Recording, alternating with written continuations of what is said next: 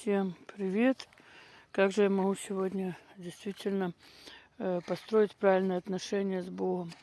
Это действительно через покаяние, через Слово Божие. И, знаете, я раньше думала, что действительно Иисус, и Он был распятый, Иисус, Он пострадал, и мне не нужно ни в церковь ходить, мне не нужно, мне можно грешить и дальше жить вот этой жизнью.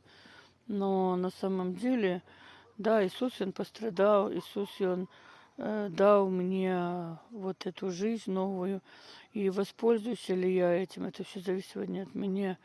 И на самом деле, насколько важно понимать, что Иисус заплатил дорогую цену, и мне нужно также быть благодарной Богу и отдать Богу все то, что есть у меня.